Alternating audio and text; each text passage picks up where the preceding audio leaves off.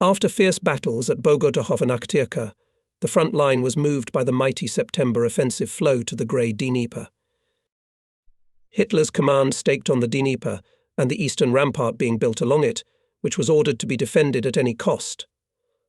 A lot was written about the impregnability of this rampart, and Kiev became the main defense hub of the Nazi army. The breakthrough of the rampart near Kiev threatened the entire southern grouping of the enemy, opened the way to Poland and the Carpathians.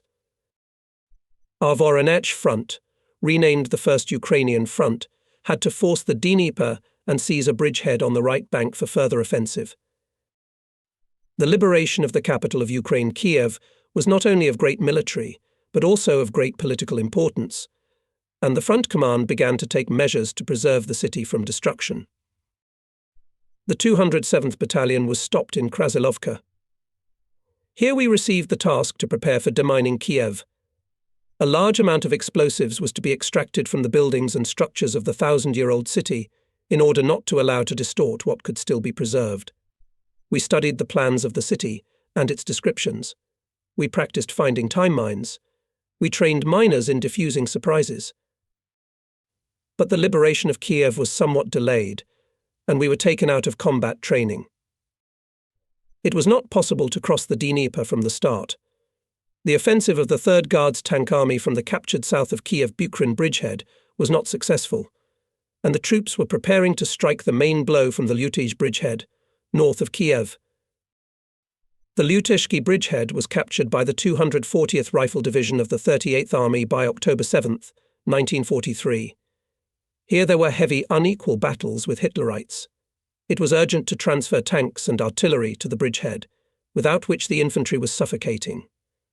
In these conditions began the construction of a bridge crossing across the Dnieper in the area of Svaromy, Vyshgorod, and our battalion was ordered to urgently arrive at the Dnieper. Passing burned villages and blown-up bridges, we came to Darnitsa. Only a wide ribbon of white-grey water separated us from Kiev. The metal trusses of the blown-up chain bridge, bent like tree branches, were collapsed into the water. This was the end of the last thread that connected the left bank with Kiev. Ahead, almost next to it, was the ancient city. It seemed that it had risen from its heights and was about to fly over to us.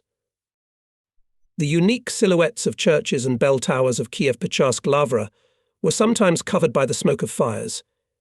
It seemed as if the ancient churches were shuddering, seeing how the fire was destroying the city. Kiev was close, and at the same time unreachable for us. Along the left bank of the mighty river the battalion came to the small village of Svaromy, whose half-broken and abandoned huts grew into low sand dunes. Here we received orders to begin construction of a bridge in conjunction with the 268th Army Engineer Battalion of the 38th Army. And the companies of our battalion, without wasting time, got involved in the work. At night on pontoons, ferries and folding sapper boats near Vyshgorod, which is north of Kiev, people, weapons and food were ferried. Hitlerites destroyed or stole the boats and barrels before retreating behind the Dnieper. Even logs they let down on the water, and the mighty Dnieper easily carried them downstream. The experienced enemy could not underestimate the importance of the construction of the bridge crossing that had been started. The axis of the bridge ran from the village of Staroslai on the left bank of the Dnieper to Mezhigorye on the right bank. It was practically impossible to hide the works. Front chemists put up smoke screens, but they interfered more with our sappers than with the enemy observers, and try to camouflage a bridge 530 meters long, when the place of its construction is already detected by the enemy. Still hoping to destroy our troops on the bridgehead and to fix the boundary of the eastern rampart, Hitler's command unleashed the full force of its artillery and aviation on the bridge. To move the crossing to another place it meant to give up the success in forcing the Dnieper and sacrifice hundreds more lives of people who were on the Lutezh bridgehead. Failure with the bridge seemed imminent. This at first made the men uncertain, but they, though agonizingly, overcame it. The work that had been suspended was resumed. The bridge was built slowly, with inhuman persistence. The bridge crossing consisted of two parts separated by a sandy island. On the fairway of the river, because of the strong current and considerable depth, it was decided to arrange the floating part from the wooden bridge pontoon park DMP 42. Day and night we could hear the clatter of hand barbers, axes, sledgehammers. And just as methodically, day and night there were explosions, whistling of artillery shells, splashes of water. With the dawn over the bridge regularly passed in pairs of skittish messers. They dropped bombs and showered us with lead. Everyone who was on the bridge froze, huddling against the girders. There was nowhere to run. That's when everyone became convinced it was all a matter of chance. How many times it happened there you were unharmed, but your comrade was killed. Some were knocked into the water by the blast wave.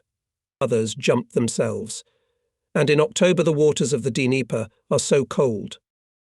The anti-aircraft gunners were hitting the messers, and the chemists on the banks were lighting smoke bombs. In the smoke one could not see even one's own hands. And only after the thick veil had dissipated could it be determined who was killed and who needed medical attention. The soldiers were slightly deafened by the endless explosions and had little reaction even to the cannonade. 2 companies of our battalion were put on the boycott of piles. 2 or 3 log piles were driven into place with the help of ropes.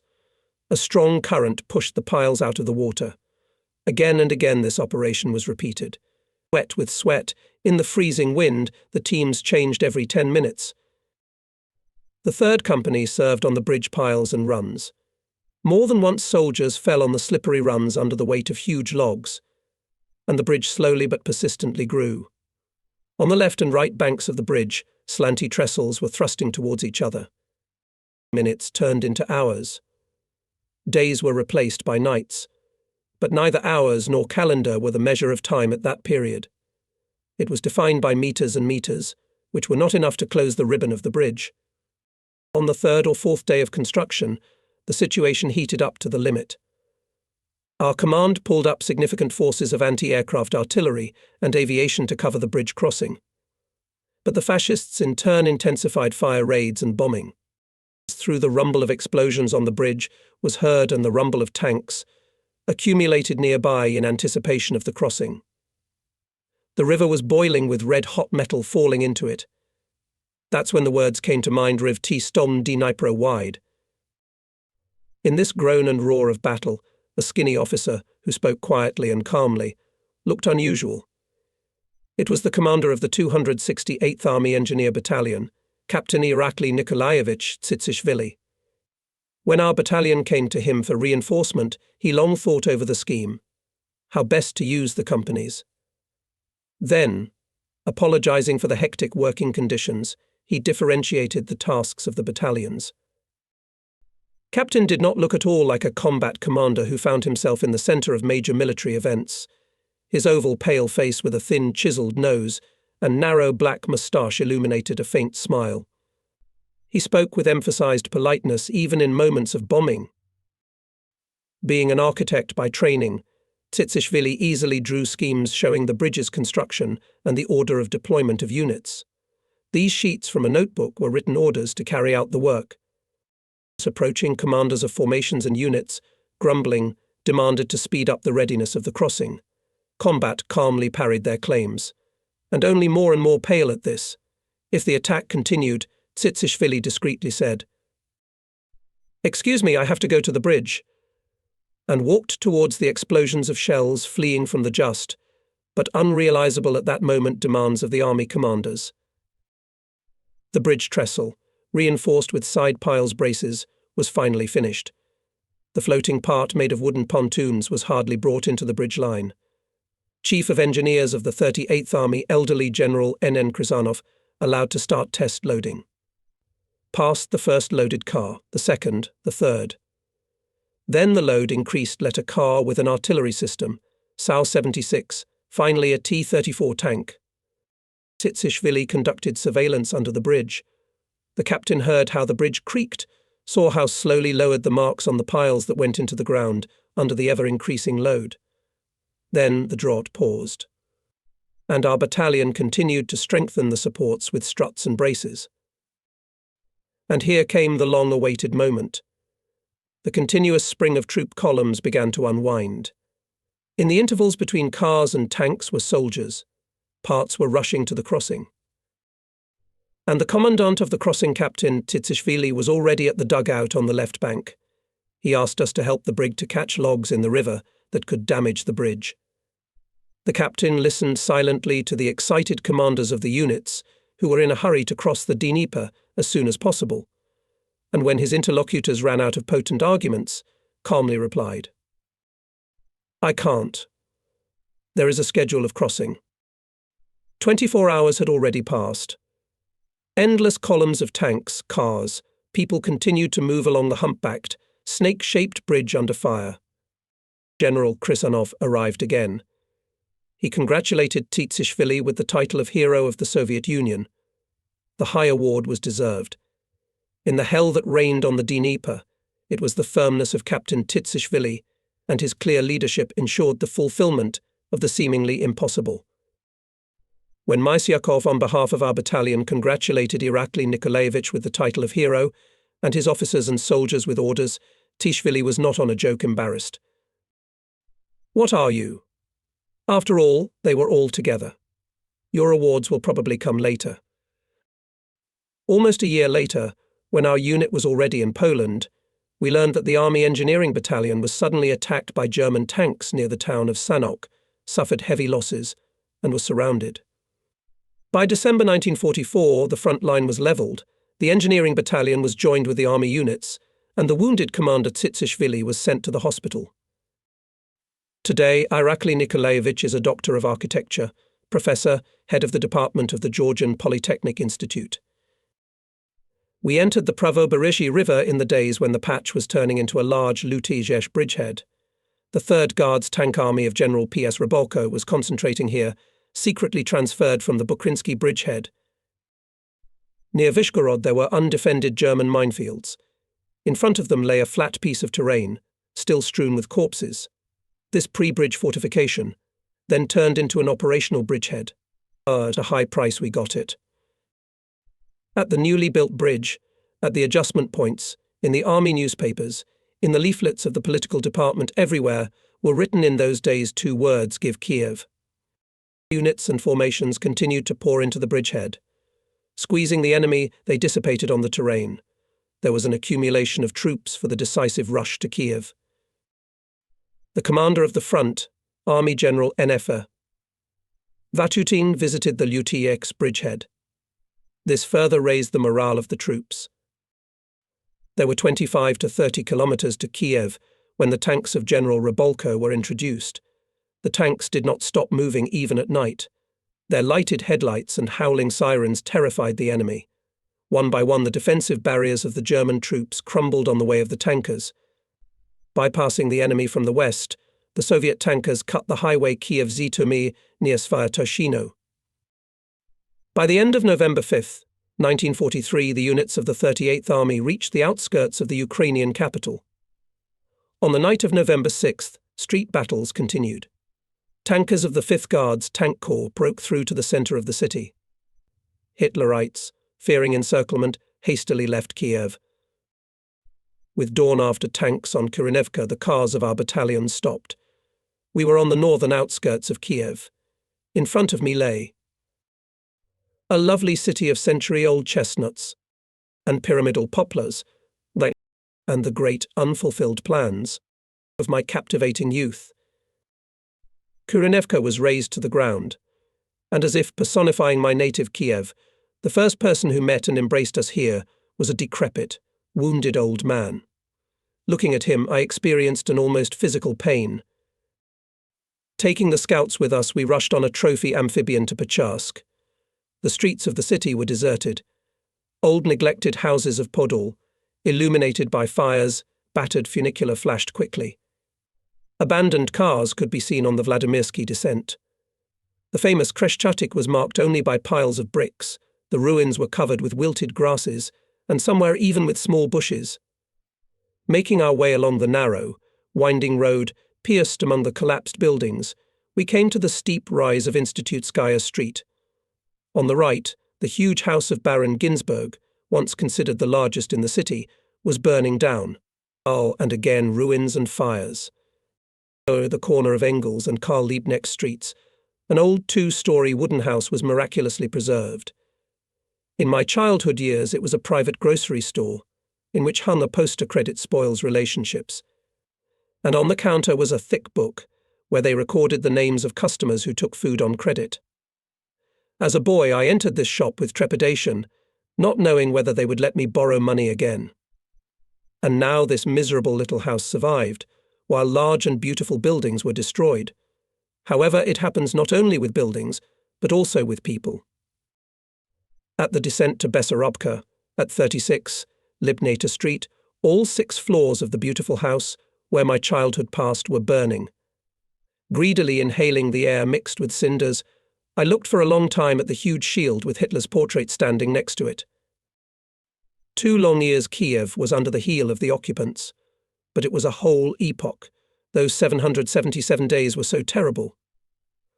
I woke up from a machine gun burst. Our scouts had discharged their machine discs into the shield with the image of the Führer.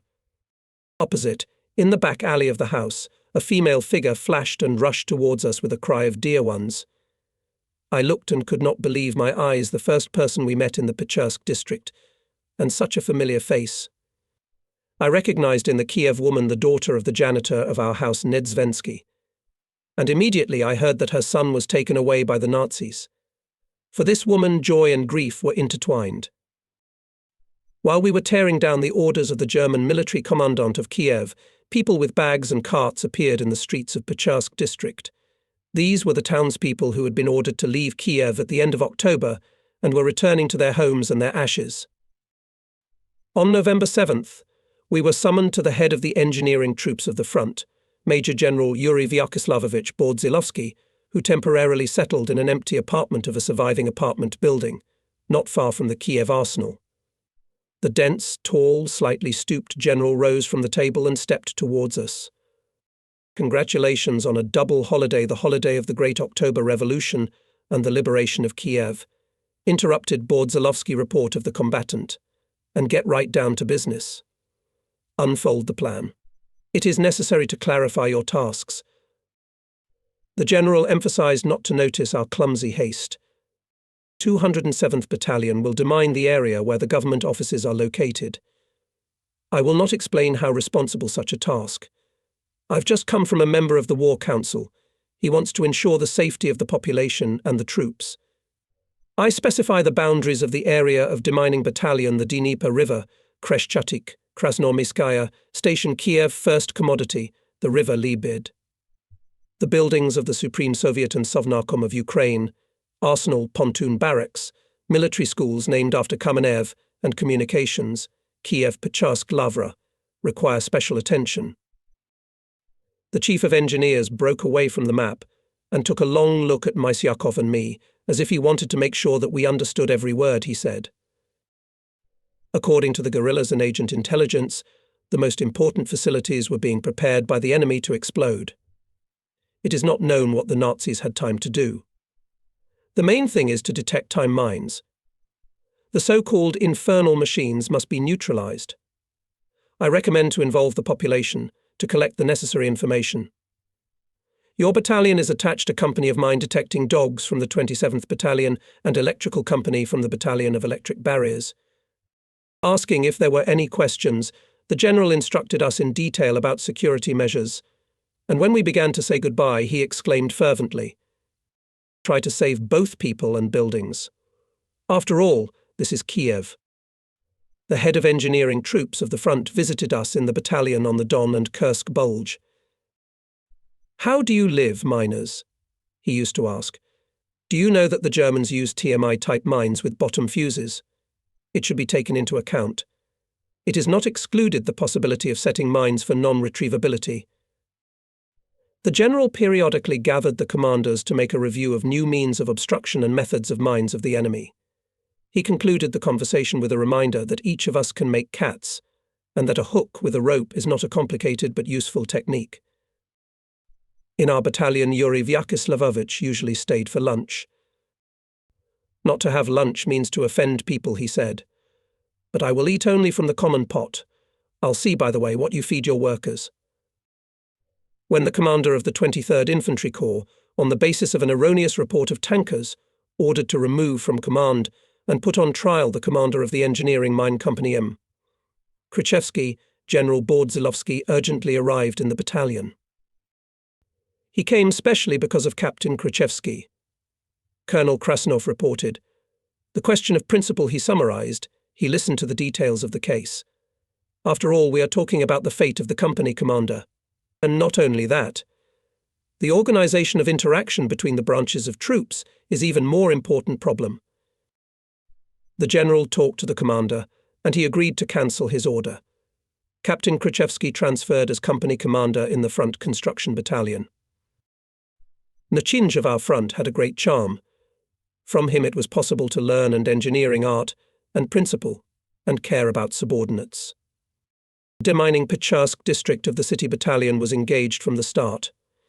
This was the task for which we began to prepare in advance, a month and a half before the liberation of Kiev. Our 207th Obiz was given the most responsible and, perhaps, the most interesting area of work with government and military facilities. Arriving in the city, the companies of our battalion on November 6th began to survey the streets for mines. They checked roadways, main streets and entrances to important objects to the factory arsenal, to the buildings of the Council of People's Commissars of the Ukrainian SSR, the Supreme Soviet of the Ukrainian SSR, the People's Commissariat of Internal Affairs of the Ukrainian SSR, the State Bank, military schools, pontoon barracks. Then miners also entered the territory of these objects, the buildings themselves, the rooms. The apparatus of the Soviet and party bodies, which was formed before the liberation of Kiev and followed the advancing troops, joined the work simultaneously with the miners. Within 1 or 2 days, the city and district demining headquarters were established. They included responsible party and Soviet workers, as well as military commandants of the districts. The district demining headquarters were headed by the chairman of district executive committees, who knew well the peculiarities of their districts and industrial and public facilities located on their territory. The 42nd Separate Engineering Brigade of Special Purpose was fully assigned to demining of Kiev, and the head of demining the city was appointed Brigade Commander Colonel V.P. Krasnov. The city was divided into battalion and company demining areas. The most important objects were outlined. The order of work was determined.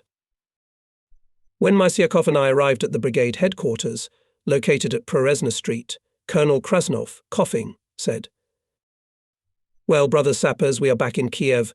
This is the best medicine. I was sick. I didn't make it to your Pechursk. Don't apologize. I know that General Bordzilovsky clarified the task." Kombrig took a breath and continued, "I will not emphasize the importance of your objects. You have your own heads on your shoulders. You probably have already read in the newspaper our appeal to the population. Tomorrow leaflets about safety measures will be distributed, and you to look for mines, to protect Kiev citizens from them." "We have already started, Comrade Colonel," reported Mysyakov. "On the first day we removed 150 mines. As for the BB, we haven't had time to take into account yet. Are much more explosives in the Kiev land." Sighed Krasnov. "What trials have fallen this wonderful city? More than 2 years ago there were bloody battles here. Then our troops mined the Holozievsky forest and Post-Volinsky and Juliany. And how many mines the Nazis planted? Many of them, perhaps, are still preserved from the 41st year. You, fellow sappers, should also take this into account. By the way, maybe not everyone knows, I want to warn you. On bridges and road junctions along the defense line, our units even put radio-controlled landfills." "Wasn't it in Kharkov that radio fuses were first used?" Mysyakov asked. "Not in Kharkov, but here in the capital of Ukraine." "What kind of barricades were not used in the Kiev region?" Colonel Goldovich had enough trouble. "Yes, Comrade Kombrig, the engineers had a tough time then." "I heard about it," confirmed Mysyakov. "And what about the radio fugazes?" "They worked, of course. It puzzled the enemy. He had no such equipment at all." On November 8th, small leaflets were already pasted around the city with a request to the population to report to the district mine clearance headquarters everything that was known about the enemy's engineering works and about places suspected of being mined. Our miners worked 12 to 14 hours a day. Every minute was precious in order to get ahead of the possible explosion of time mines, landmines, surprises, anti-tank and anti-personnel mines. In the conditions of the city, the places of street mines are detected relatively simply by the violation of the clothing of sidewalks and sidewalks, and on the streets mines were not found, reported the commander of the 2nd Mine Engineering Company, D.S. Shigalov, but at the outskirts disarmed 5 groups of TMI-35. We were surprised to find that the enemy used relatively old German round metal mines, TMI-35. They were 2 kilograms heavier than the new TMI-43s, but had a smaller explosive charge. Apparently, these mines had been stored in warehouses somewhere and were only now being issued to enemy troops. Because of the different system of fuses and their mounting on the top cover, these mines had their own peculiarities of demining. We had to urgently report to the brigade about the 3050. In Arsenali z piv tons of explosives, Fritz's Bisavidushi Postavili, reported I. Ulko, a tall and full captain, known in the battalion for his economic abilities, and soon appointed assistant commander of the 208th BIS in the economic part. The first findings of miners in the Pecharsk district were very alarming. On the objects that caused doubts, signs appeared mined. Entrance is forbidden. Works on detection and neutralization of mines were in full swing. The battalion headquarters was located in the center of the demining area, on the quiet, almost untouched by the war Millionaya Street. We occupied a 2-story corner house. The apartments were deserted. The furniture and some of the belongings were in place, and this gave the rooms a lived-in look. 2 days passed and the landlady came to the apartment occupied by the headquarters. She showed neither surprise nor displeasure at meeting us. In the woman's large black eyes glistened tears of emotion. Clasping 2 little ones and a bag of things, she gasped with joy. Elena Florina, that was the name of the owner, settled down with the children in the neighboring apartment and immediately got involved in the work. As a guide, she led our units to demining sites on unfamiliar streets. She cleaned the rooms, washed and mended our uniforms. It was only late at night that Florina could take care of the children. Pompokov's battalion captain EI. Dorofeev could not stand it. Enough, Lena, you're exhausted. You can't do that. You're replacing 10 men by yourself. No way. Florina took offense. You don't understand anything. I'd like to see you in the crypt at the Baikoi storehouse, like we did. There's nothing to eat. The water's too cold. And then there are raids by Nemesis with dogs. Is it scary to live in a cemetery? So the living are afraid for the dead. 20 years passed. When I came to Kiev, I found the house where the headquarters was located. Only my old neighbor Baranova remembered Lena Florina well. Not long after the departure of the battalion headquarters lived Lena. On December 17, 1943, she and one of the women went down to Bessarabka to get water for the children. German bombers appeared over the city. The women hid, but a dropped bomb exploded behind the fence. A neighbor was killed, and Lena's leg was torn off. The bleeding woman was taken to Alexandrovskaya Hospital. Fiercely she fought for life, but death did its black deed. Boys with whom we played then in the 43rd have long since grown up. The youngest, especially severely traumatized by the war, remained sick for the rest of his life. The older one became a good sailor. He inherited his mother's cheerfulness, love for people, and very touchingly takes care of his disabled brother. And how many such families there were in Kiev. At that time, dozens and hundreds of people came to us on Millionaya Street, offering, like Florina, their help. They decorated pointers, were guides, cleared the rubble. The old artist Sergei Verdi from Gogolevskaya, 46, the sick engineer geodesist Pavel Petrovich Guds from Artima Street, 56, and many other Kiev citizens considered it their civic duty to help the miners. How can I, telling about the war, not remember those who in a difficult moment joined the ranks of fighters? Every day, at dawn, our voluntary helpers from Kiev led the battalion units to new demining sites. Already in the first days, miners of battalion neutralized about 40 explosive surprises. Hitlerites installed them in the most vulnerable places, in furnaces, at pumping stations, in boiler rooms. Winter was approaching, and the disabling of heating networks would cause not only human casualties, but also lead to additional difficulties. On the second or third day of demining, Sergeant Salier's unit disarmed a surprise planted in the pump of a water pump, located near the Dnieper and designed to supply water to the Pechersk district. Only great experience and exceptional concentration of miners allowed to prevent the explosion. Approaching the building of the water pumping station, which pressed against the Dnieper steeps, Sergeant A. Sally and his squad carefully checked the approaches. There was nothing suspicious. True, one of the miners picked up a bronze-threaded bolt as thin as a wire and immediately threw it under his feet again. "What did you throw?" "Give it to me," Sully ordered his subordinate and scrutinized the find. "Yes, this is the safety pin of the German fuse." "Did not recognize it." "Oh, my head!" The unexpected find made the miners to increase their vigilance. If the check is thrown, it means there is also a fuse, and where there is a fuse, wait for a charge. "Stand back, all of you." Sully commanded and approached the door alone. The wide doors opened outward. What if there's a tension surprise installed here? The sergeant peered through the window. Then, kicking out the dirty panes of glass, he climbed through the window opening into the water pump house building. A few tense minutes passed, the door opened and the miners saw their smiling commander with a bronze oblong fuse in his hands. That's right. The charge of 20 kilograms, no less. Even if the door was opened with a cat, then this part of the water pumping station is dead. Having disarmed 2 duplicate fuses of tension action, Sully intuitively felt that it was necessary to continue the search. While the miners of his squad carefully dismantled the standard charges in metal packaging, in which were screwed 2 fuses, the sergeant carefully looked around the room, where there was a large electric motor connected to the pump. "Come on, brothers. Get out of the room," he commanded firmly. "Only Aminov will stay with me.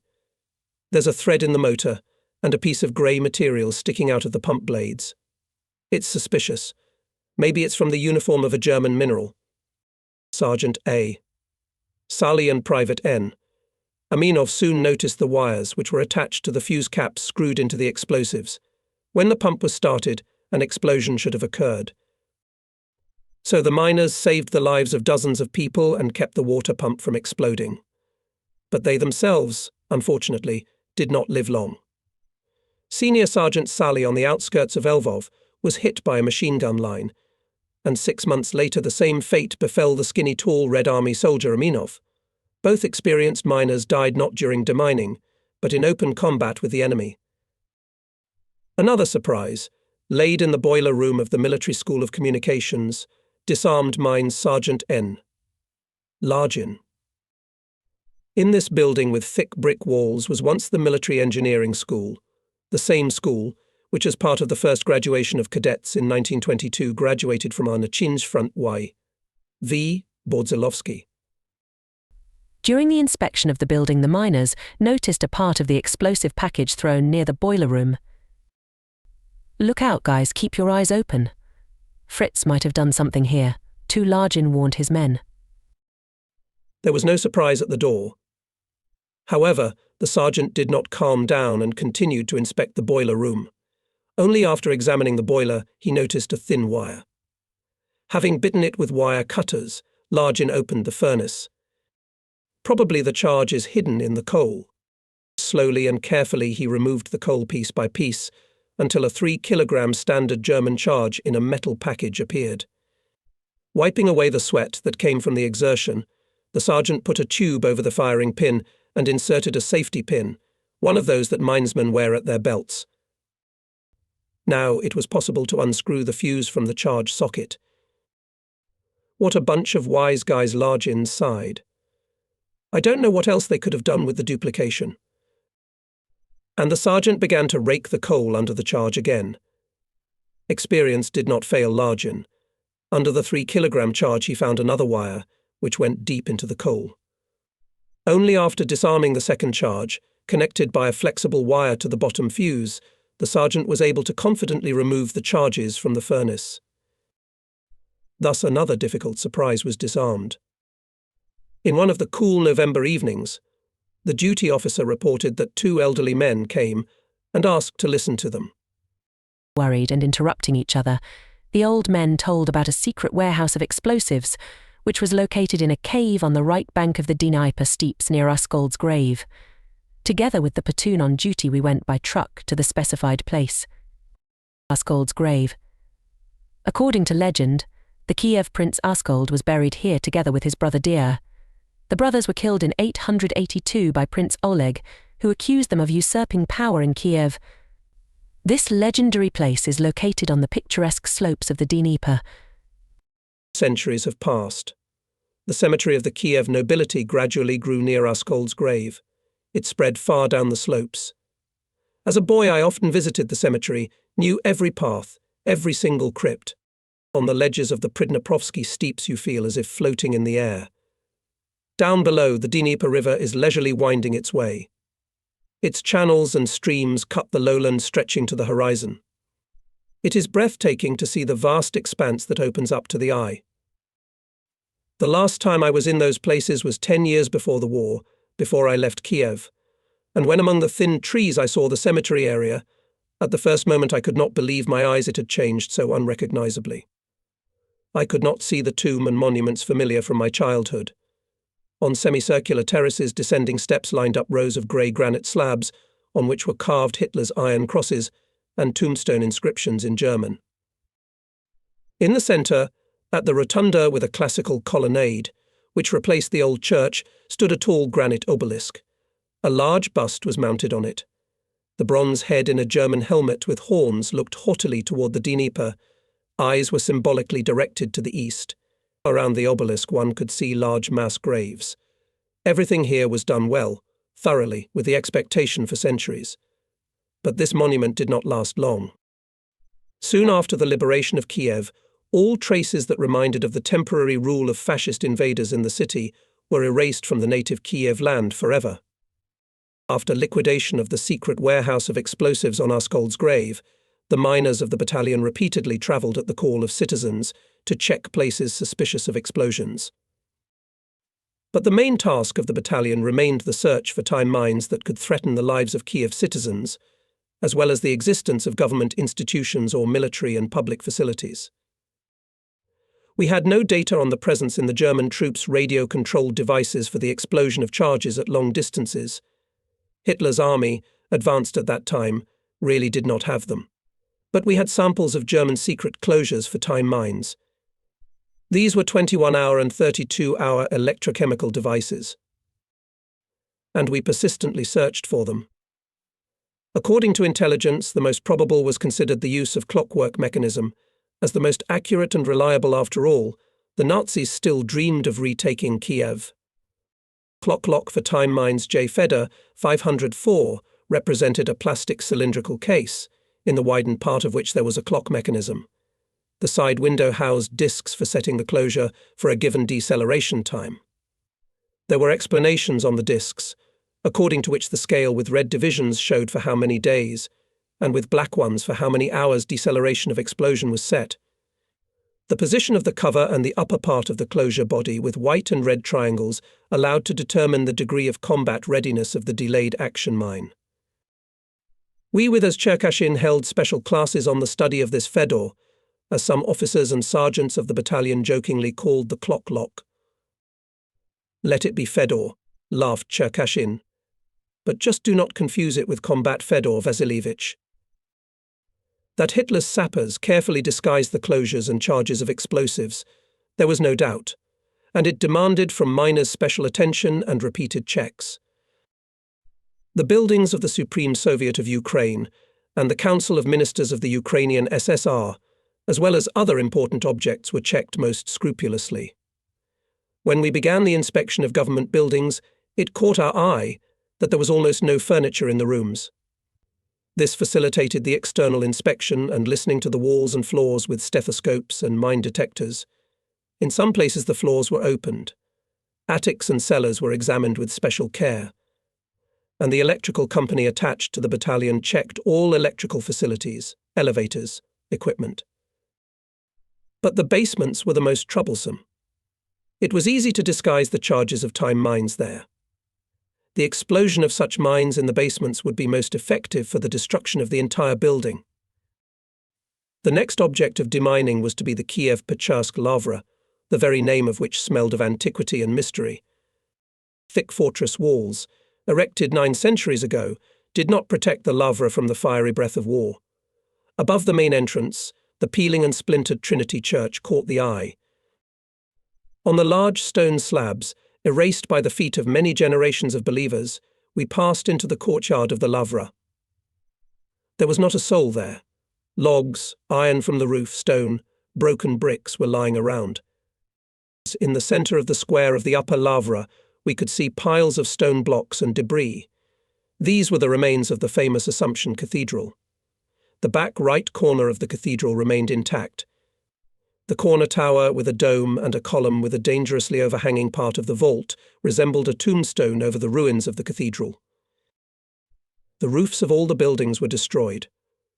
From the cells of the cathedral elders, the refectory, the Kovnerovsky building, only the walls with dark and empty eye sockets of windows remained.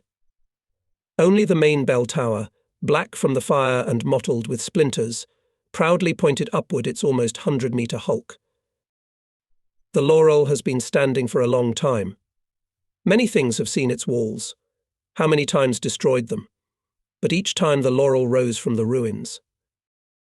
I was helped to reconstruct the events of the period of occupation of Kiev by the former residents of the Lavra Georgy Fyodorovich Kolesnikov, Sergei Zozhulia, and Anton Vasilievich Tregub, the head of the Lavra Museum Reserve. Entering Kiev, Hitlerites during 24 hours did not dare to occupy the area of the Lavra. And when the fascist flag appeared on the bell tower, some of the patriots set fire to the inner wooden structures and steps of the upper tiers of the bell tower the same night. The flag with the swastika was burned. Later, the wooden constructions of the upper tiers of the bell tower were set on fire again. Hitlerites were forced to install a machine gun on the bell tower, and the flag was hung below, on the ledge of the 4th tier. In one of the weatherful autumn days of 1941 to the site, fenced by a high retaining wall of the descent to the lower Lavra and the building of the corps. No. 30, which old-timers called Vid for the fact that from there was clearly visible Dnieper, approached about a dozen cars. Several German officers and the general looked at the endless left-bank distances from the platform for a long time. Suddenly there was a strong explosion and Vid was gone. All Hitlerites died. The retaining wall collapsed on the road leading to the lower Lavra. The occupants were overexcited. On the same day, from the territory of the upper Lavra, the rear part and the headquarters of one of the divisions located there were withdrawn on alarm. German miners began a thorough check of the Lavra. In a tiny square near the bell tower, all the male population of the Lavra was gathered. There followed a ban to live in the buildings of the upper Lavra, and the tenants were forced to urgently leave the territory of the monastery. 2 days later, a new explosion shook the structures of the Lavra. It was the enemies who destroyed one of the most ancient monuments of Russia, the Assumption Cathedral. Maybe it was revenge for the explosion of Vid. Whether the German miners did not have the courage to penetrate into the underground vaults of the Assumption Cathedral, or they never found out that in 1941 in these basements were hidden great values, which could not be evacuated to the interior of the country, but the Nazis never plundered them. And it is not by chance that after the war, during the excavations, precious royal and princely offerings to the monastery, gold-embroidered vestments, gift boxes and various church utensils were extracted from the ruins. During the excavations, which were carried out near the graves of Kochubey and Poltava Colonel Iskra, executed by Mazepa, were found scraps of a sapper guide. According to the description of A.V. Tregub, who was present at the excavation, it can be assumed that they led to the retaining wall and were obviously used for the explosion of landfills.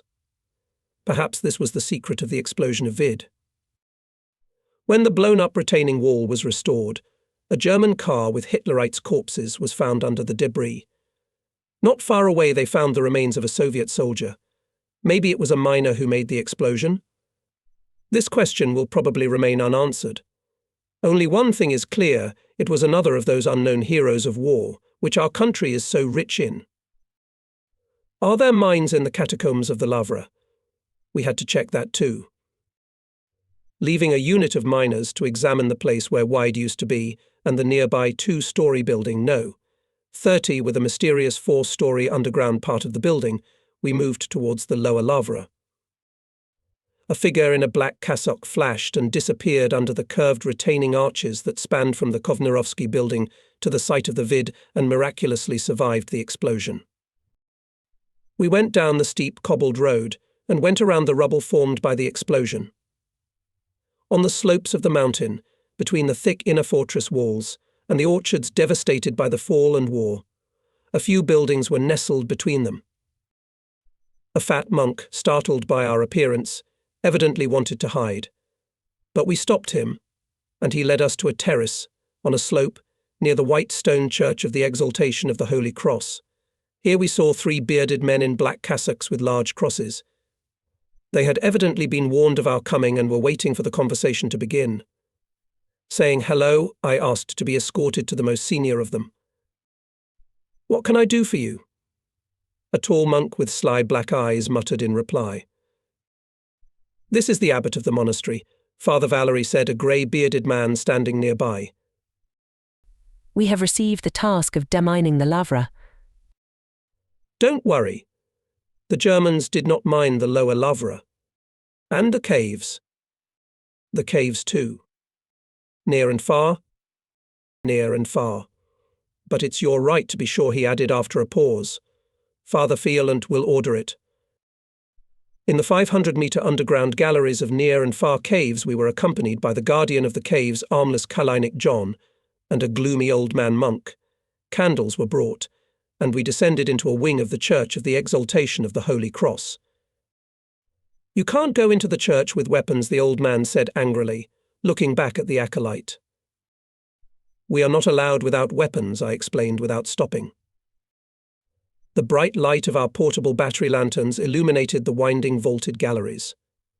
Bristling with assault rifles, mine detectors, and feelers, a small group of miners moved gingerly through the narrow passages. The cast-iron slab floors made it impossible to use the mine detectors.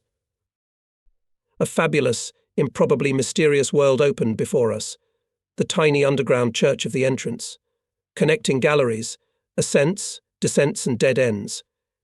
In a few places we encountered small collapses, and again there were niches with saints in glass coffins, stone bags with relics. There were icons by the tombs. Dim lamps burned in some places. Under the glazed lids were visible dried heads and hands, vaguely outlined outlines of bodies covered with red velvet blankets with gold embroidery. These were the famous caves Pecheras, from where the names Kievo-Pecherskaya Lavra, Pechersky district, were derived. Even distant ancestors dug their dwellings in the slopes of the high right bank of the Dnieper. Here in the labyrinth of caves they buried their neighbours. Dry soils and constant temperature promoted natural mummification of corpses. The miners checked all the nooks and crannies. But what about the coffins? They could contain time mines along with the holy relics. They demanded to open some coffins. "Don't blaspheme," shouted the old monk.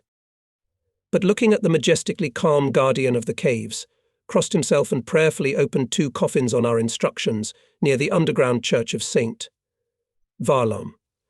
Beneath gold-embroidered velvet covers lay leather-covered skeletons. At the third, a small coffin-shaped box containing the relics of some holy infant, the monks faltered. We became wary. When the box was opened, it revealed bones and crumpled sawdust. The relics, it turned out, were undergoing restoration. In the distant caves beyond the ravine, there had been a lot of cave-ins. We found neither mines nor people hiding there. According to the monks, the Nazis avoided visiting the caves. Obviously, they were afraid not so much of the holy saints as of the punishing hand of the Soviet patriots who could strike in these catacombs. Far. Valery told us the truth: there were no mines in the Lavra. Kiev was demined by units of our brigade from November 6th to December 5th, 1943. This 1-month period coincided with the period of compulsory mine quarantine, during which time slow-acting mines could work. All demining works were carried out in a difficult situation of the enemy counter-offensive and intensive bombardment of the city from the air. Therefore, our battalion, as well as other parts of the brigade, was in the reserve of the Chief of Engineering troops of the front. When the situation became extremely aggravated, the battalion, with the exception of Company DS Zhigov, left for demining Pecharsk, was urgently sent to mine south of Kiev. Our miners did not work in Kiev in vain. Dozens of mine surprises were removed, many hundreds of mines were neutralized, a large amount of explosives and blasting equipment was collected, and most importantly, at least several hundred human lives were saved. The number of buildings and constructions saved from destruction is counted by tens, and all this only in the Pecharsk district. The main emphasis in demining the city was on finding time mines. But, as it turned out, the enemy never had time to install them. Hitler's orders on the defense of the eastern rampart and the enemy's efforts to throw our troops from the bridgehead into the Dnieper put the German fascist command in a delicate situation. It made no sense to mine the city, which they were forbidden to leave by the Führer. Besides, there were not enough sappers. They were used mainly in battles near bridgeheads, and nevertheless the works on mining of Kiev were deployed by Hitlerites. In the Pecharsk district, for example, we found numerous traces of preparatory activities preceding the installation of MZD and partially executed by the enemy. Opened excavations, dismantled walls, and in some places large charges of explosives. All this confirmed the data of our intelligence. Apparently, only the rapid advance of the Soviet troops did not allow the enemy to realize his plans, forced to stop the mining of a number of urban objects. At the same time, the study of the preparatory activities carried out by the Nazis showed that the German sappers weaker than we knew special mines. Checked.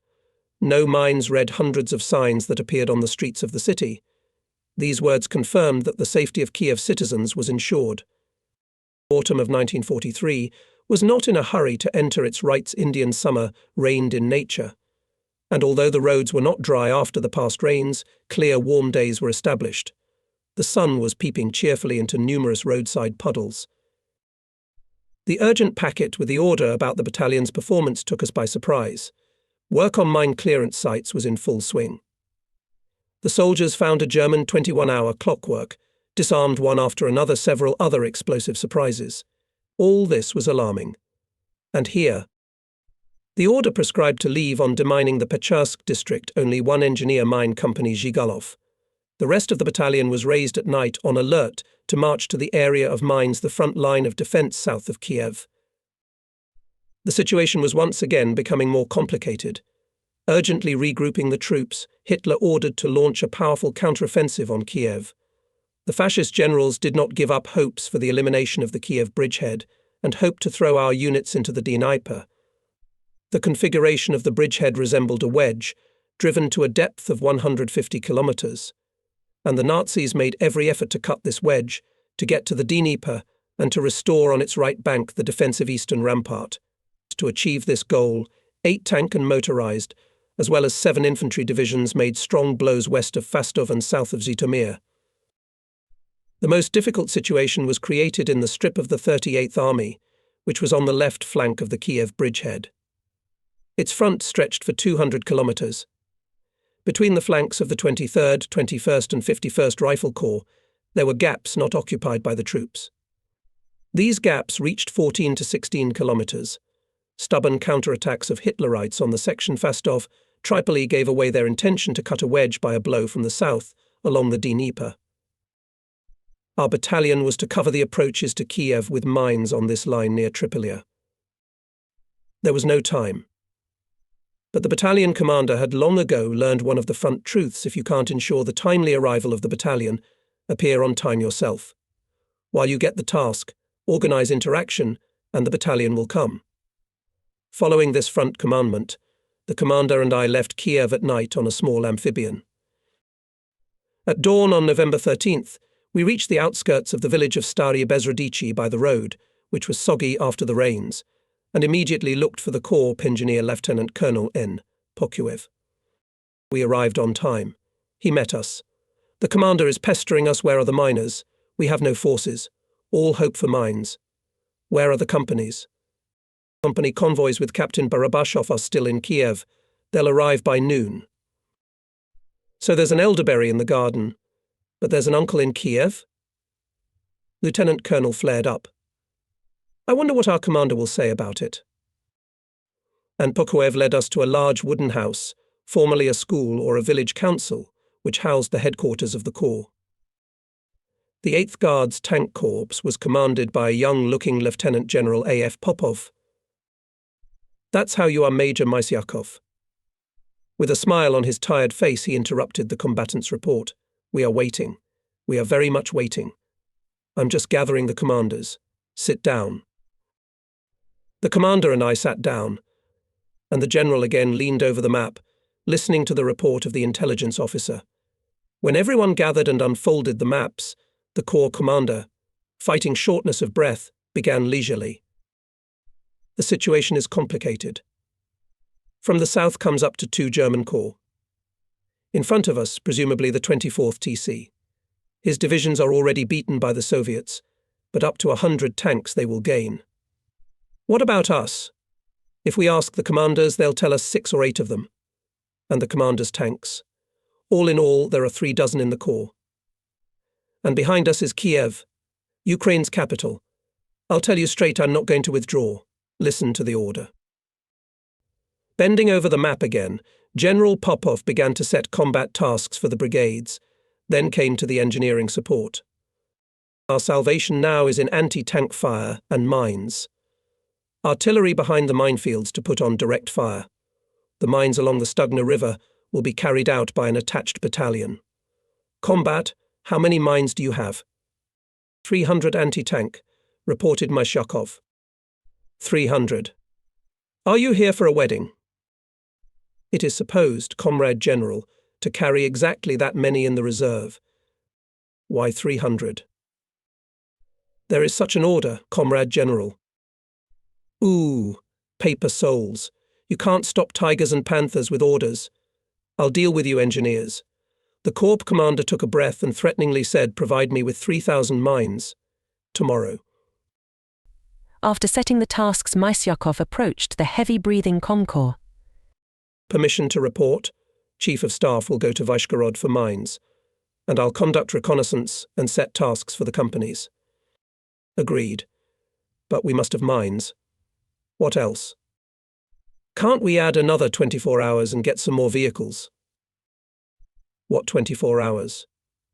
Negotiate with the enemy to delay the strike. I'll give you the cars.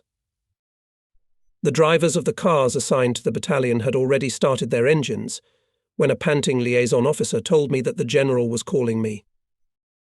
Comcorps looked at me good-naturedly. What is your brigade commander's name? Krasnov, he asked, continuing to write. So, my son, if you go through Kiev, hand the letter to him personally. Listen to what I'm writing. Comrade Colonel Krasnov, in order to prevent German tanks from breaking through to Kiev from the south, I ask you to take measures for immediate delivery of 3,000–4,000 mines to your battalion. I thank you in advance for your help. And my signature. It should work. You act wisely too. Rely on your superiors, but do not fail yourself. I'm giving you good advice. Understand. Then God be with you. The general stood up. He smiled softly with eyes reddened from lack of sleep, shook my hand. Many years later, I tried to find this original man. Tankers advised me to seek help from General D. I. Zayev. Yes, I knew Alexei Fedorovich Popov well. Confirmed the general. Alas, we buried him soon after the war. He was a self-made man. The old Don Cossack fought dashingly. He didn't get lost in any situation. Be sure to write about him. On the territory of the former Lutyish bridgehead near Vyshgorod, where I arrived for mines, everything looked almost unchanged. Only now there was not a single living soul left here. Minefields, which covered the Hitlerites' defence, were hastily fenced with wire. And next to them there were still decomposing corpses. They were afraid to approach them because of mines. We started to remove these mines in order to fulfill the order of the Tank Corps commander. The situation around us made us gloomy. Heavy rain clouds overhead did not help to lift our spirits either. Only Senior Technician Lieutenant A.S. Cherkashin seemed serene against this background, on whose lean and white-browed face a slightly mocking smile occasionally peeped through. Carefully stepping, he passed from fighter to fighter. He would bend over, showing how to check for the bottom fuse. Sometimes he sent a subordinate aside and himself engaged in the instance of the mine that caused concern. Mine work is an art. Not everyone is given to successfully play his role in it, like to repeat senior technician lieutenant. He spoke a little bit in a raspy voice, so that he could stammer less, and he almost always succeeded. Alexander Sergeyevich Cherkashin joined the army as a civilian engineer. He did not become a builder, and did not aspire to it. But just like architect V. N. Morontsev and other civilian specialists, brought a fresh creative stream to the engineering and mine work. Dreamer and inventor, Cherkashin constantly carried with the ideas of new fuses for mines. Both in life and in technology he remained a romantic. Once he developed a fuse for non-retrievable mines, the ball, when tilted, closed the contacts of two metal plates turned one to the other, connected to a power source. Simple and reliable. A number of his interesting proposals were related to devices for throwing cats, with cables on minefields being demined. In the subordination of the head of engineering and artillery supply battalion, Cherkashin was only one soldier rifle and mine master. And although the senior technician lieutenant believed that he was offended by the staff, he successfully coped with his tasks, using the soldiers who were periodically allocated by our units. Nachart solved business issues in a peculiar way. Yeah. I wouldn't have thought it, no way, he said enigmatically, in a high-pitched voice. What are you talking about? The interlocutor involuntarily inquired. And you still ask? Cherkashin exclaimed in amazement. From further conversation it turned out that in one of the engineering mine company in time not formalized documentation for spent mines and explosives. Never raising his voice and never parting with his slightly mocking smile, the chief achieved the exact fulfillment of the established rules. Alexander Sergeyevich liked to philosophize, organically did not tolerate strong expressions, and when the situation allowed, sang a slightly hoarse tenor, perfectly accompanying himself on the guitar, songs, which perhaps, and composed himself. You stood with a flower on your cap. At the fork of military roads. His skinny figure and chivalrous nobility, which manifested itself in everything, involuntarily prompted associations with the famous hero of Cervantes. And it was not by chance that some people kindly called Cherkashin Don Quixote or Don Miner. Generally speaking, I'm not in favor of Don Quixote, joked Alexander Sergeyevich, but without Don Quixote the world would be boring. There, near Vyshgorod, Cherkashin helped us a lot, having provided fast demining, completion and sending of mines to the core. In addition to mines from Vyshgorod, Colonel Krasnov allocated to the battalion tank paper TMB-2. General Popov's task was accomplished. Mines were brought directly to the mined area. Cars were bogged down in the muddy ground. We had to carry the mines to the places of installation. We worked day and night. At first, mining along the river Stugno was conducted in a relatively calm situation. But it did not last long. In 10-12 hours, reconnaissance units of German tank formations came to the mined boundary. From time to time, there was a firefight. In these conditions, it was necessary to force the installation of mine barriers. The first priority task was to prepare for the explosion of bridges. Having arrived at the company of Captain A. I, Ulko, I examined the mined bridges and asked how with the documentation. Drobnitsia, shouted Ulko to the platoon commander, who together with several soldiers finished the calibration of electric detonators and knitting the electrical network of sapper conductor. Shvici, you have to draw up documents. Senior Lieutenant N.S. Drobnitsa, an agile and energetic officer with a slightly elongated face and mocking eyes, answered from under the bridge. Documents. What a marvel. If I don't have time, I'll run to warn the Krauts. Shvedshi, my son. What are you thinking?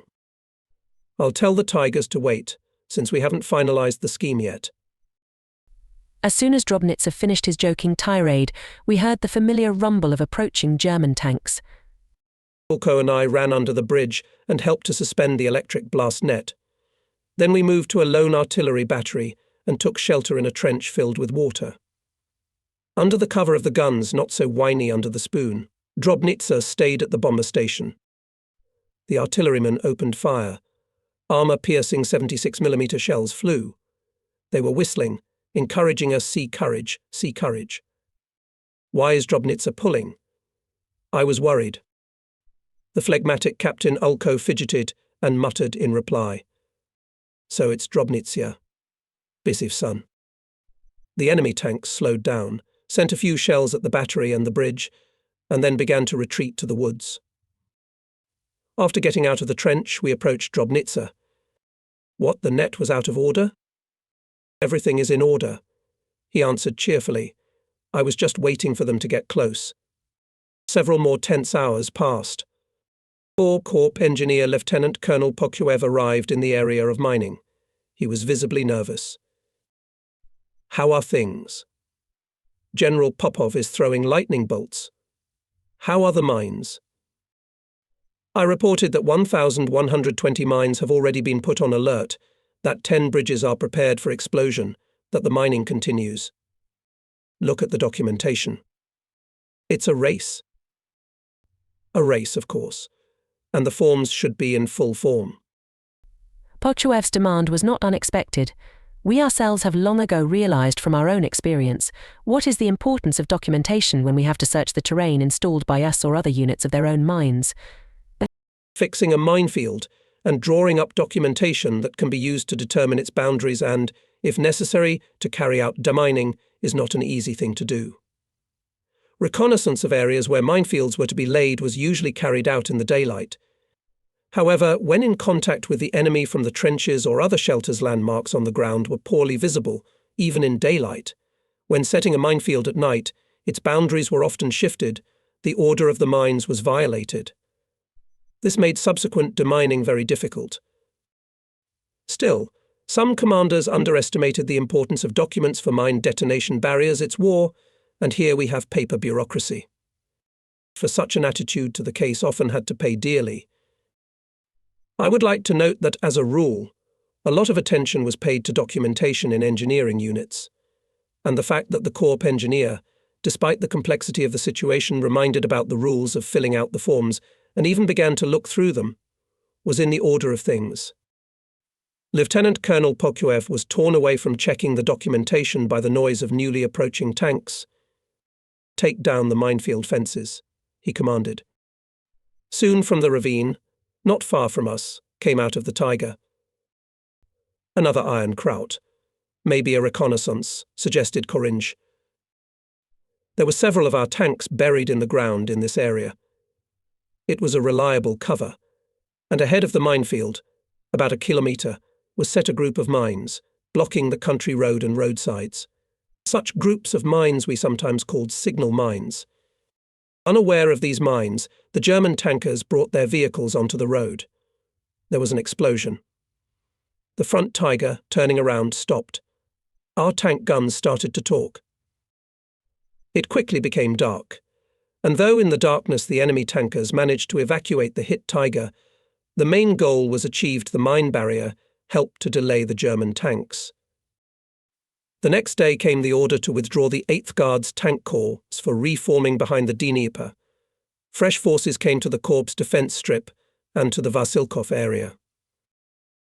The 207th BIS was also withdrawn from the battles that had already started. But having returned to Kiev, we soon received again the task of mining. December began, and there was no snow. The ground had completely melted from the abundance of moisture. Only tanks could move off the roads. Our battalion was transferred to the operational subordination of the 60th Army of General I.D. Chernyakhovsky. We were to cover with mines the front edge of the 30th Rifle Corps units near the village of Chernyakhovsky. The headquarters car, ahead of the battalion convoy, was approaching Chernyakov. On the left of the narrow road swiftly passed Messrs. The chauffeur, blue-eyed Muscovite, Nikolai Starostin, suddenly braked sharply. Look, no way ours are retreating. Indeed, ahead, to the left and right, were horses with only forepaws, without guns. People were running after them. A truck rushed towards us, hitting a headquarters car with its fender. What the hell? After all, Chernyakov was freed from the enemy. Machine gun bursts of messers whipped at our car. We jumped into the old overgrown trenches. Several leaflets were immediately dropped on our heads. From them we learned that a new powerful offensive had begun, during which Hitler decided to regain Kiev and restore the eastern rampart along the Dnieper. Having stopped the battalion's convoy, the commander and I rushed on an amphibious vehicle to the head of the Army's engineering forces ZI, Kontsevoi. We drove up to one of the clean white huts located near a ravine on the outskirts of a small right bank village. Hearing the noise of the car, Colonel Kontsevoi himself came out to us. A few days ago he had returned from the hospital after being wounded, and his whole appearance said that he had recently come from the rear. As the commander's report, smoothly shaven face 40-year-old Nashinja army gradually turned purple. What kind of fiction? Was all Kontsevoi could manage to say. A pale officer from the army headquarters ran up to us. Chernyakov at the enemy. German tanks have broken forward. The control center is changing its place. That's how it began. In the following days and nights, the situation was such that the situation on the ground far overtook the situation on the commander's maps. The battalion was repeatedly pointed out points for mines, already occupied by the Germans. The enemy attacked mainly at night. His tactics during this period resembled the recent actions of Rybolko's tankers near Kiev. At night, the units of Hitler's 4th Tank Army, moving with lighted headlights and with the howling of sirens, pierced a wide corridor in the fighting order of the 60th Army. During the day, the tanks stopped, but aviation entered the battle, striking at the Soviet troops. It was said that Rommel arrived at our section, who gave Hitler his word to return Kiev. Such rumors seemed likely just by this time. Brilliant military player Field Marshal General Erwin Rommel was completely free from African affairs. After 2 years of daring operations of his tank formations in Libya, Rommel's 80,000th Army was defeated by the Allies in the sands of North Africa. Now, among the advancing tanks, caught cars with camouflage painting under the colours of the desert. Rumours about the participation in the offensive Rommel disseminated, perhaps, in order to frighten us. Not without reason, even Genghis Khan sent ahead of the troops people who spread rumours of his strength and cruelty. Even in those old times, this factor was also used as a weapon. But the rumours remained only rumours. Field Marshal General Rommel did not participate in the battles on the Kiev bridgehead. At that time, he was among the conspirators who planned to overthrow the Führer, by whose order he was executed in 1944. And the Nazis kept advancing. We mined forest roads and clearings, covering the withdrawal of our troops to Malin. In the area of Svida, the 207th Obiz put its last mines, but we found ourselves in the rear of the enemy, who bypassed us to the right. Having abandoned several vehicles, we went out by forest trails to Vorsovka. In the documents reflecting the combat actions of the battalion recorded, due to a sharp change in the situation, the battalion got into the zone of breakthrough of enemy tanks, and acting as a mobile detachment of barrages, covered with tin barrages the withdrawal of the units of the 60th Army. In the immediate vicinity of the enemy tanks, the battalion units planted mines on the roads in the Malin area. The enemy lost 4 tanks and 2 armoured personnel carriers on mines. We did not wash our eyes for several days. Not far from Vorsovka, we finally got a chance to sleep in cosy houses of a small village. At night, Mysyakov, Barabashov and I were roused by the duty officer. We jumped up like scolded. Have the tanks broken through again? No. The army's Nakhinj has arrived. Colonel Kontsevoi cleaned his boots from sticky mud in the hayloft for a long time. Then he came into the room. He was visibly gaunt, his eyes swollen, obviously from sleepless nights and tension. The enemy is coming, and you are watching interesting dreams. It won't take long for you sleepy people to get caught. The men are exhausted. The commander started. We've crumbled like paper mines in the water. 3 hours since the encirclement. It's hard, right? That's what war is for. Listen to the new task. We've unfolded the maps. We have to cover the roads to Malin from Detonets, Vorsovka and Viznia with mines. I'll get mines from the army battalion. Form groups of miners tank fighters as part of the mobile barrage squad. Colonel before the war taught military engineering and stubbornly defended the idea that the engineering troops are not only providing, but are able to independently perform combat tasks, including the fight against tanks. The head of the Army engineering troops again and again unexpectedly appeared in the battalion. We were surprised how, in that rapidly changing situation, he found us. The coordinates transmitted by the code over the radio indicated only the area of the battalion headquarters, and they did not remain valid for long. And the pointers we put out were not visible. The colonel checked the fulfillment of his orders. I set new tasks to undermine bridges, set up minefields, arrange rubble with mine surprises. Nowhere, perhaps, with the exception of the Carpathians, when we were encircled there, the battalion was not so physically exhausted. Miners laboured day and night. The men slept on the move and dozed off even while mines were being mined. That is why 2 experienced specialists blew up. It's not the endbringer, it's the infinite.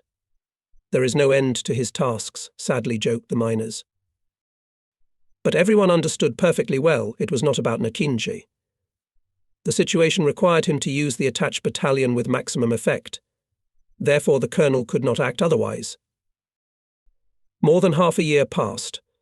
Near Lviv we again met with the energetic chief of engineers of the army. On his uniform shone the gold star of hero for ensuring the forcing of the Dnieper. Noticing our wariness, Konsevoy laughed. You haven't forgotten the Kiev bridgehead. Yes, we had to chase mines then. The situation was God forbid. That's all right. We were meaner. It came in handy there. Formation of groups of miners tank fighters made me and my commander and Captain Barabashov think. Is everyone able to fight with enemy tanks? We sacredly believed in the reliability of our men, but faith alone is sometimes not enough. The state of their psyche is also important. It is on the psyche depends and the protective reactions of the body to external shocks, and the readiness of a man to feat, and even the manifestation of cowardice. The subtle mechanism of the human psyche, not yet fully cognized, can be paradoxically contradictory. Having endured severe tests for a long time, it suddenly fractures fragilely under an insignificant at first glance blow. S.A. Barabashov called for volunteers.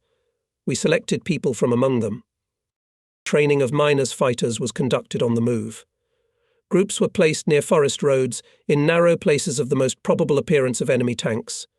Trenches were prepared and camouflaged in advance, cables with TMI mines fixed on them were stretched.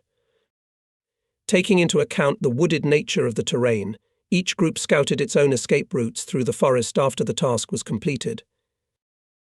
Meanwhile, German tanks for many nights continued to tear toward Malin. Rumbling and shooting at random in the night darkness, they persistently gnawed through our defences. On one of such nights, a Tiger approached the clearing where the position of Junior Sergeant IP. Frolov's fighters was located. Stopping, he sent a shell into the darkness, squeezed on both sides by the dense wall of the forest. When the tank moved forward again, the fighters pulled the cable with the mine. But the mine did not hit the track, and the Tiger remained unharmed. Following the Tiger, several medium tanks with Hitlerites on the armour came to the clearing.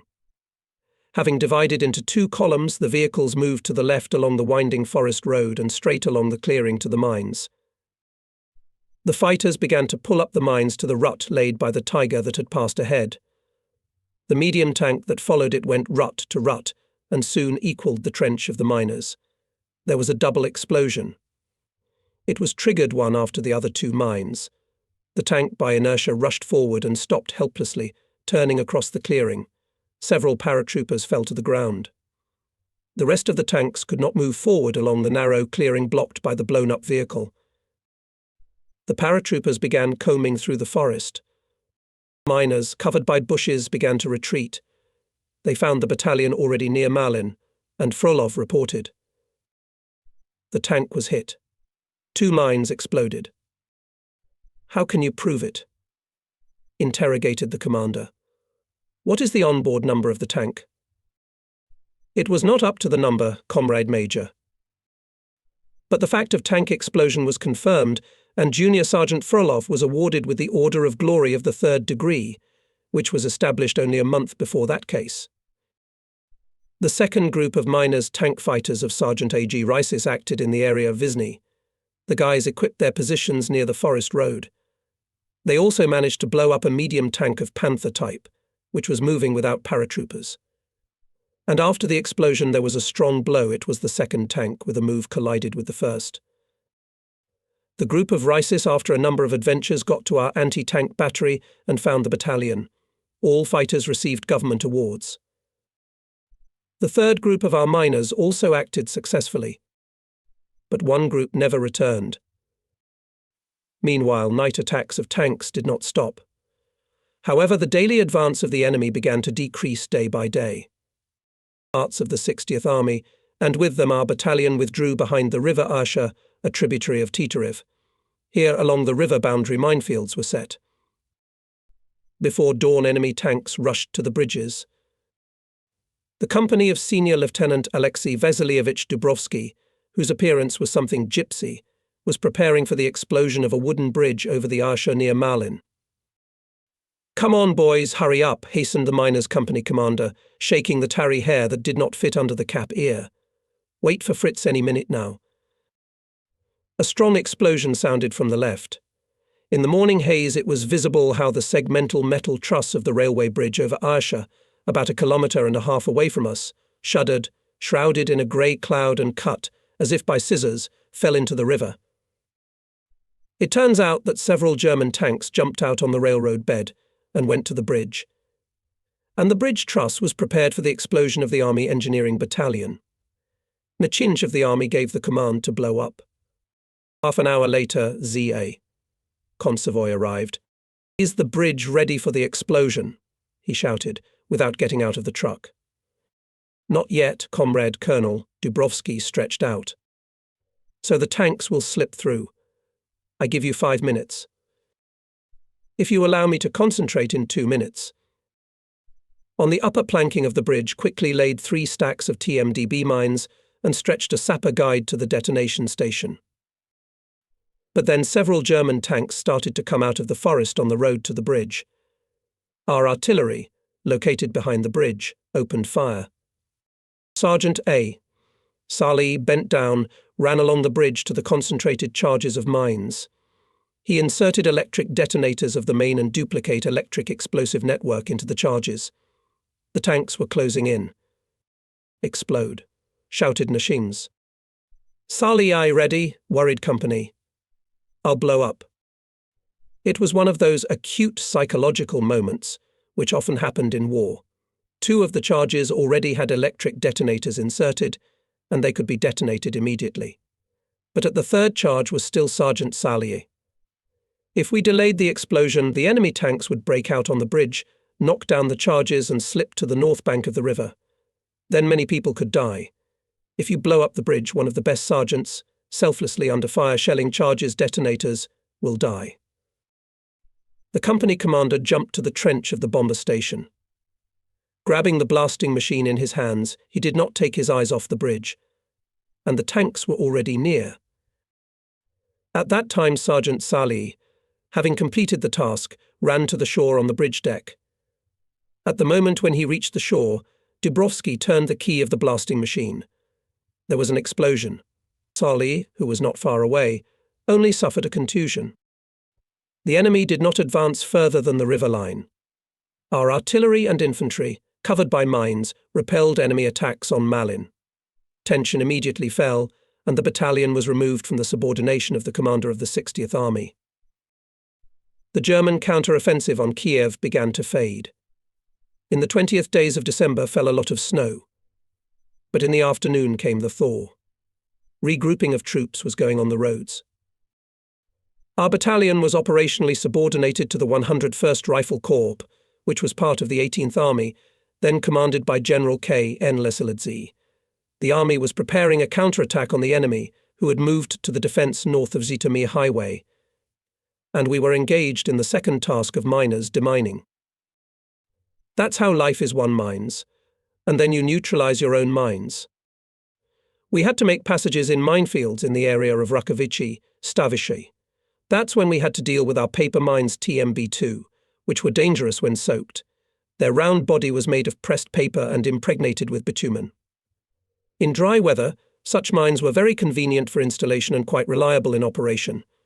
Their advantage was also that TMB2 was difficult to detect with a conventional mine detector. The cover of the fuse hole was made of plastic or glass. Only the fuse itself was made of metal. But its mass was so small that it was very difficult for the enemy to find such mines. After a long stay in the water hulls TMB2, slightly soaked, and demining became dangerous. To detonate them in front of the enemy's nose meant to reveal the preparation of a counterattack. The task of miners was therefore very responsible, and the battalion command was constantly in the companies. Fortunately, everything went without losses. On December 25th, the battalion crossed the Zhytomyr highway. We met the new year of 1944 in the fighting order of the advancing units of the 52nd Infantry Corps. It was already dark when we stopped in a burned farm near Brusilov. On the way we clinked mugs and went to sleep in a huge haystack. At dawn the duty officer found a boot with horseshoe shoes sticking out of a neighbouring stack. Dragging the boot, the Hitlerite was dragged out into the light of day. He, apparently, had celebrated the New Year's Eve and was still drunk. Soon they found his drinking companion. Both of them were from the SS tank units, which were part of the division Adolf Hitler. German tankers, dazed by the sudden turn of events, reported that in the nearest ravine is their camouflaged tracked armoured personnel carrier. Well, Chief of Staff, a great New Year's present for you. It's a staff armoured personnel carrier. Folding tables. Radio station. Turov is working there now. Shook my hand, satisfied Barabashov. Junior Sergeant N. Turov, a tall and wiry blonde, used to be a tanker. After a severe wound, as he explained, he was put back together from the pieces. It cost the guy a lot of labour to return to the army. The junior sergeant was sent to us as a commander of a reconnaissance motorcycle squad. And here Turov sat behind the levers of a tracked German armoured personnel carrier. The engine roared. The car obediently approached the truck with a box, which was actually a mobile headquarters. The clerk of the battalion headquarters, energetic and punctual Sergeant A. Onoprienko, rubbing his freckled face, enthusiastically examined the new headquarters vehicle and did not hesitate to transfer there 2 boxes of documents and topographic maps, which made up our entire headquarters. The radio operators of the control platoon quickly installed the radio. Moving forward, we were just about to overtake the columns of parts of the second echelon of the division, as our armoured personnel carrier opened fire. We had to urgently take care of the appearance of the vehicle. 2 red flags were installed on the windshield of the armoured personnel carrier, and white crosses were covered with red stars. Only after that we continued our way, and in the morning of January 3rd we reached the northern outskirts of Berdichev. Although the next report of Sovinformbureau announced the liberation of Berdichev, the fighting in its southern part was still going on. The streets met us with ruins of houses. 2 women told us about the fate of many inhabitants of this provincial town during Hitler's occupation. The earth breathed from the buried, but still alive people, recalled one of them. Beasts, not people. You say beasts, Captain Barabashov turned to the women. But do you know that even wild beasts are not naturally cruel? He asked, frowning his thick, overhanging eyebrows. The predator kills small animals only for his satiation. Only wolves are sometimes an exception. True, deputy, supported Barabashov combat.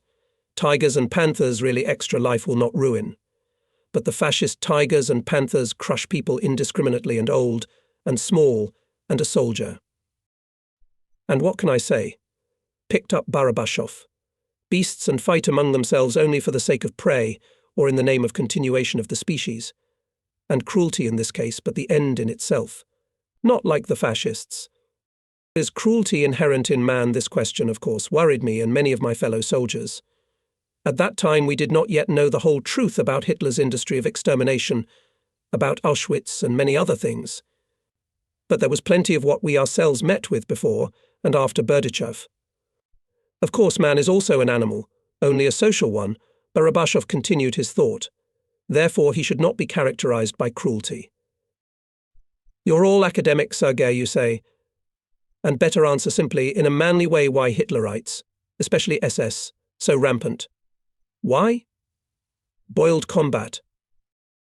Not a simple question, Fedor Vasilievich. You see, Hitler's top cultivates cruelty as a virtue, as valor, as a victory over his own conscience, which Hitler calls a chimera. This is reflected. The chimera, too, disappointedly interrogated Mysyakov. And she, of course.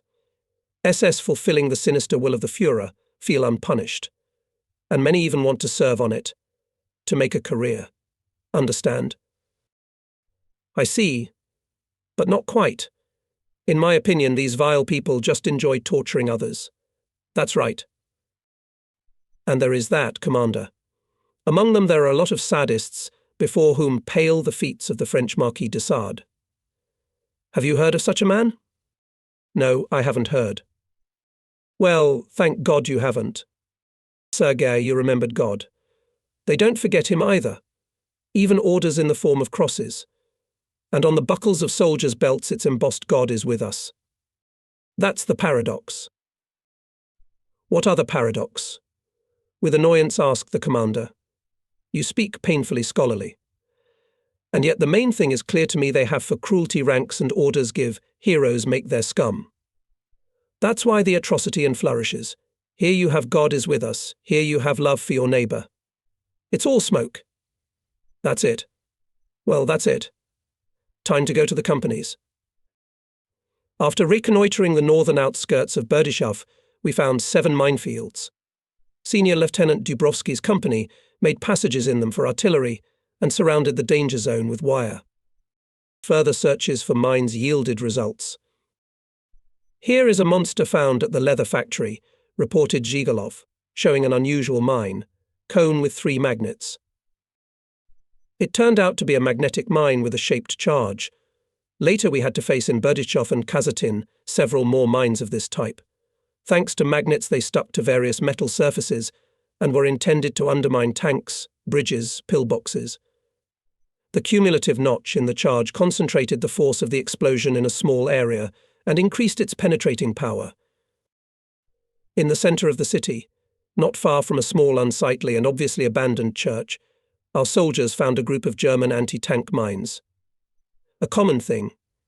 But we were very interested in the church itself, when it turned out that it was named after Saint Barbara. After all, it was in Berdyshov, in the tiny church of Saint Barbara in March 1850, the marriage of the great writer Honor de Balzac and rich vain Evelina Ganskaya took place. It was already dark when 2 companies of the battalion, having finished checking the main streets, approached the high walls of the ancient monastery fortress. The frost was getting stronger. The small river Nilopiot was covered with a thin layer of ice. Infantry on shields moved to the other bank. Companies began to build bridges on gantry supports. One of the 2 bridges we were building was placed under the high corner tower of the monastery. The bridge was small, only 15 to 20 meters. We could have finished it quickly. But the Nazis were firing from the embrasures of the monastery tower from the rear and did not let us work. Chief of Engineers of the 18th Army Colonel M. Zhurin approached the bridge. Bullets whistled nearby. Clinging to the monastery walls, Nachin silently watched as, dodging bullets, the soldiers put in the icy water gantry supports. Then his tall figure disappeared. A heavy exchange of fire was heard from the side of the centuries-old walls. Then it subsided. Soon the colonel reappeared at the bridge. We had to bring in a small arms unit. Now you will not be interfered with. We must press with the bridge. Indeed, the embrasures in the fortress walls were silent. In the morning, having let the troops through the bridges, we went to inspect this monument of antiquity. Behind the fortress fence, in the citadel, the corpses of Hitlerites were few. Those who survived, obviously left through half-abandoned branched underground passages. Massive corner monastery towers, and to this day rise above the precipice to the river Hilopiot. In the walls of this monastery was the author of the Human Comedy. And when Balzac died a few months after the wedding, Ganskaya moved from Paris here, in the monastery, some manuscripts and books from the personal library of the writer. 10 days passed. Berdychevsky Monastery remained in the rear. The front everyday life of miners began. During January and February 1944, the battalion continued to cover the distant approaches to Kiev south of Komsomolskoye and Kazatin with mines. But the German fascist units and formations were still drawing the Dnieper water to the cauldrons of the soldiers' kitchens near Kiev.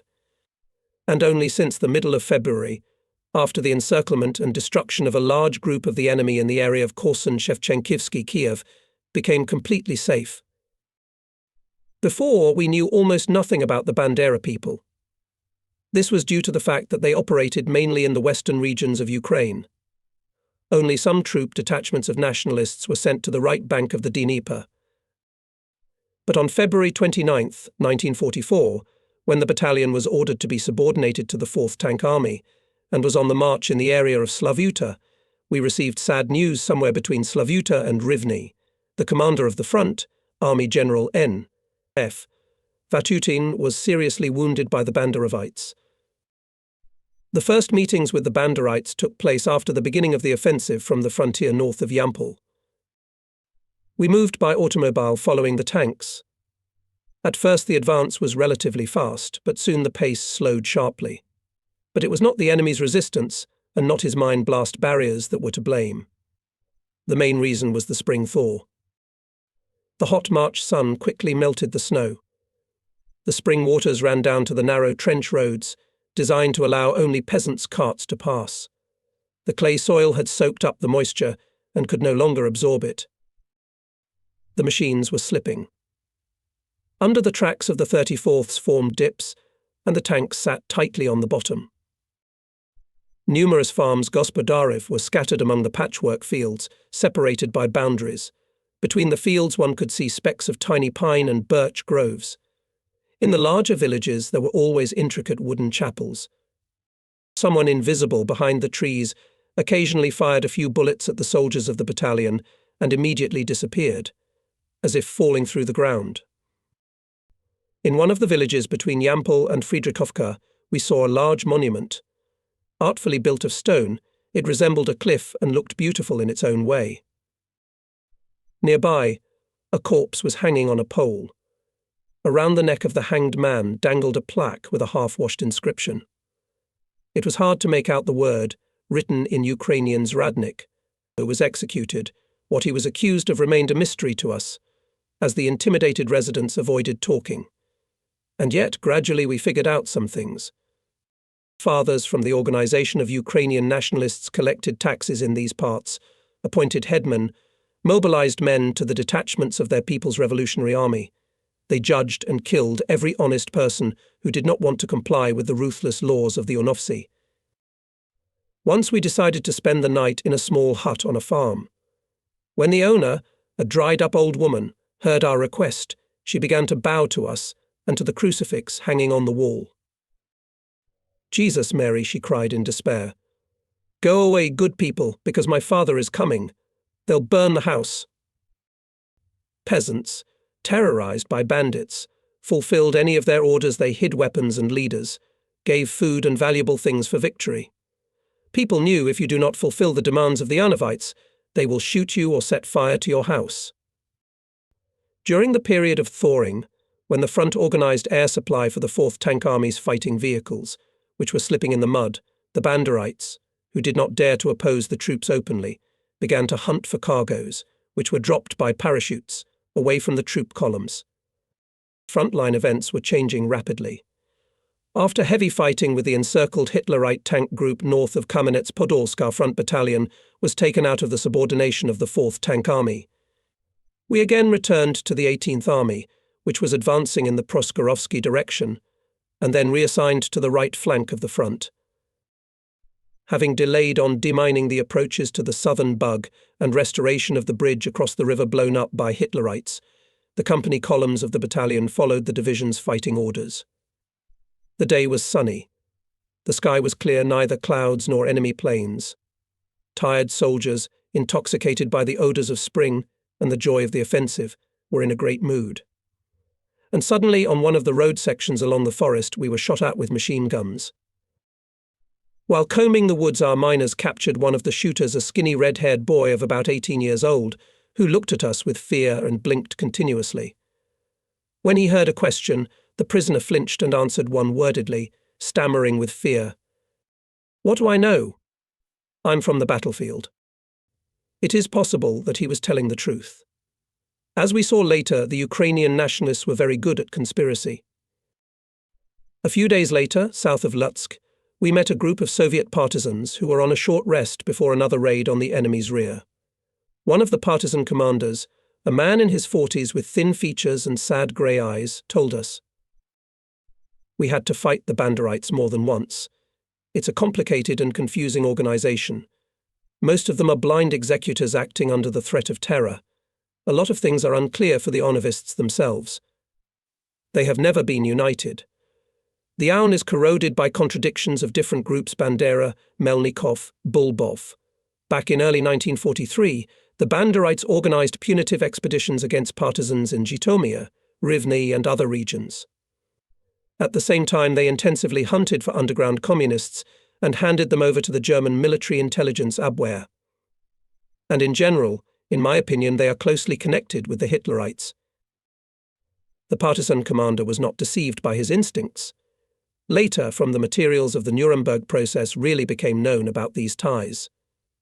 Circumstances were such that our battalion was forced to take part in the search and capture of the Unovci, interfering with the defense work. South of Lutsk, we received an order to transfer the battalion to the 3rd Guards Army of General V. N. Gordov, which had rejoined the front. The battalion, withdrawn from the front line, was given the task to equip, with the help of the local population, a 100-kilometre defensive line along the river Steyr. They approached imperceptibly. The sun began to bake. Vapours were rising above the fields in a light haze. Swollen buds were bursting. Both greenery and people were reaching for the sun. Villagers and villagers worked in the fields. But not everyone. There were those who in those spring days hid in shelters, caches, equipped in the nearest groves or right in the underground of houses. They came out only on dark nights for dark deeds. On the day announced as the beginning of the trench work, none of the locals showed up. We went to the farms. What's the matter? They don't answer directly, they're afraid. They refer to one of their neighbours as the people, so are we. On the second day, the same story. We realized it was necessary to take urgent measures. Captain S.A. Barabashov established contact with the local authorities. Together with Senior Lieutenant N.A. N. Koklov, they travelled on horseback through numerous villages and farms spread among the forests and fields from Lutsk to Beresteko. The officers had a heart-to-heart talk with the people, found out their mood, encouraged them, and the peasants went to work. Some of them even hinted at where to look for the Banderites. The local authorities, with the help of the few military units and the population station nearby, conducted raids. Senior Lieutenant Koklov, with one platoon of the battalion, also participated in the search for Invisible. His men managed to extract a big thug into the light of day. They found him on one of the farms deep under the stable. Only an experienced eye of a mineral could notice a small defect in the camouflage. Through the hatch the soldiers got into the underground. There, between the pickle barrels, was a barely noticeable climb to the lower tier. Fresh air entered the hiding place through a board ventilation box. Above the surface of the ground, this box turned into a pillar with a hole burned inside. I had to hand it to you. The camouflage was excellent. Blinded by the bright light of the electric lantern, the Banderovite was confused and did not have time to use weapons.